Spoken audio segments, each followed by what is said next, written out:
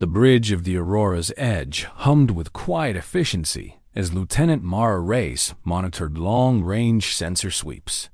Stars streaked past the 4 viewports in silent testament to humanity's reach into the frontier. Yet, for all its sleek panels and holoscreens, the ship felt emptier than Mara had ever known it.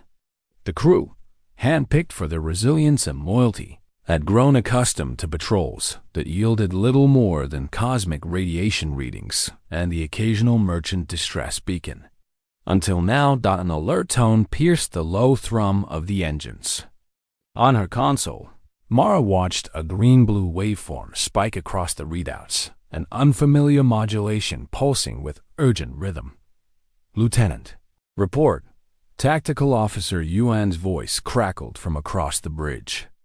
His normally calm eyes flicked up from targeting schematics.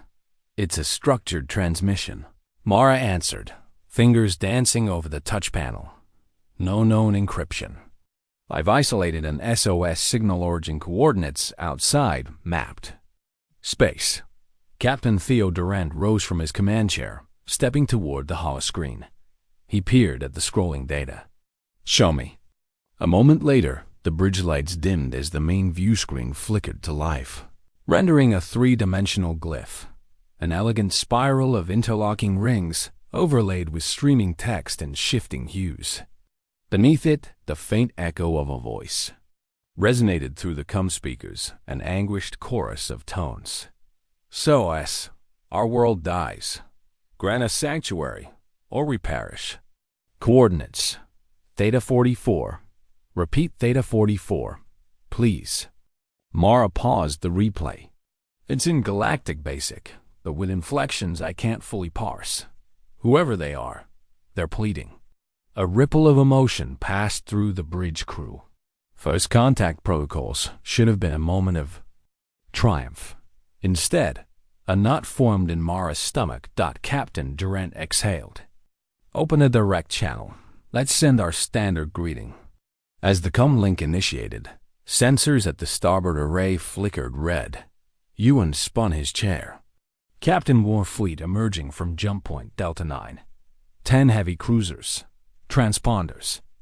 "Off. That's our signature," Durant's jaw said. "Line 1, Discovery Squadron. Line 2, Vanguard Wing. All ships, hold position until further orders." The SOS transmission resumed, a trembling scream beneath the static. "We surrender. We have children, elders. Please, our world is failing." Mara glanced at Durant. "Sir, if they're begging for aid," the captain's comm chirped again. Admiral Sovik's clipped voice filled the bridge. "Aurora's edge. Disregard that distress call. Threat assessment. Unidentified vessels at Theta 44. Mission directive. Neutralize any non-human contacts. Engage on your command. Out." A hush fell. The weight of the order pressed on everyone's shoulders. Mara swallowed. "Captain, they're asking for help." "They're unarmed." Durant raised a steady hand. "Lieutenant, relay compliance. We engage threats only." His fingertip hovered over the com panel. "Admiral, Aurora's edge standing by to engage non-human hostiles." He cut the link. Silence radiated through the bridge, an unbearable pause before violence. A final transmission from Theta 44 crackled in her headset, barely more than a whisper. "Thank you. We await your mercy." Mara's eyes stung as she watched the SOS fade back into static. Nearby, the thrumming pulse of the Warfleet's engines grew louder. Across the void, in a distant pocket of uncharted space, an alien civilization strove to survive, and humanity's warships were preparing to deliver death. Outside the viewports, the glittering stars offered no comfort. The Aurora's edge powered up its weapons. Below deck, the engine surged. On the precipice of history, Captain Durant gave the order that would shatter all hopes of friendship. Through the viewport of Aurora's edge, Lieutenant Mara Reyes watched the distant jump points shimmer as one by one the Tenebris-class cruisers of the human warfleet emerged. Their hulls, bathed in the pale light of distant suns, bristled with weapon emplacements and missile launchers. Tactical Officer Yuan's voice was tight. "Target the transport," he said. "Shields down in 3, 2, 1. Captain Theo Durant's fist hovered over the fire command.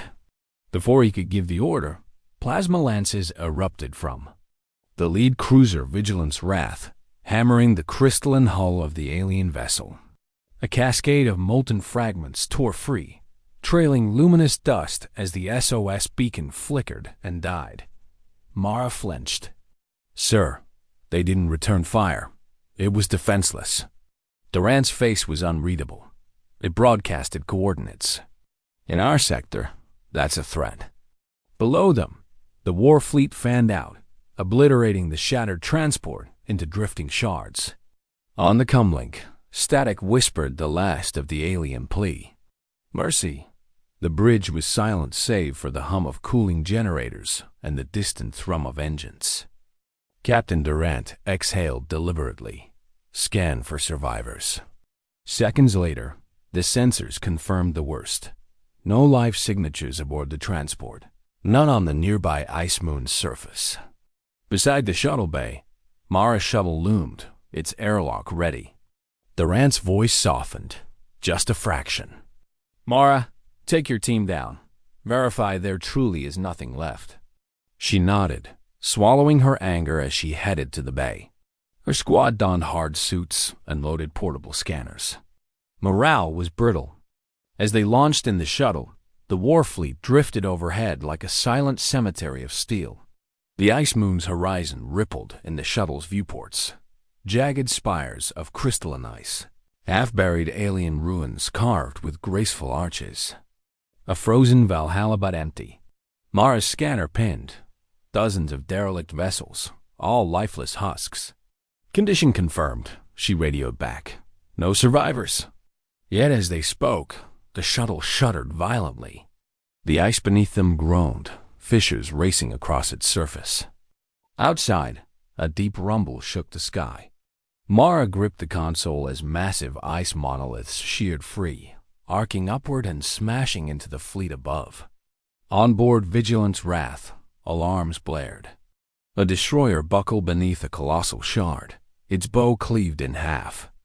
Another wrenched turret came loose, rolling into space like a metallic whale. The fleet's formation fractured in panic. Back in orbit, the warship systems began to glitch. Weapons disabled, sensors scrambled. The moon's surface glowed with phosphorescent veins, as if the ice itself was alive. "Electromagnetic surge," Yuan exclaimed.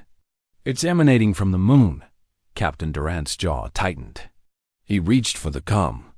"Admiral Sovic, this is Aurora's Edge. We're aborting the strike. Prepare to withdraw." The Admiral's voice crackled once more, strained by interference. "Withdraw? Impossible. Maintain. Engage." His transmission dissolved into static. The ice moon pulsed again, a heartbeat in the void. Then, through the broken channels, a voice ancient, resonant. Neither wholly human nor alien spoke. "You came to deliver death to the helpless. The world you assaulted will not stand idly by. Leave now or become part of the cold." Durant steadied himself. All ships retreat full impulse. Below, Mara's shuttle rocked as ice spires reckoned themselves, sealing the fissures that had torn the moon's surface. The frozen cityscape spelled a final warning.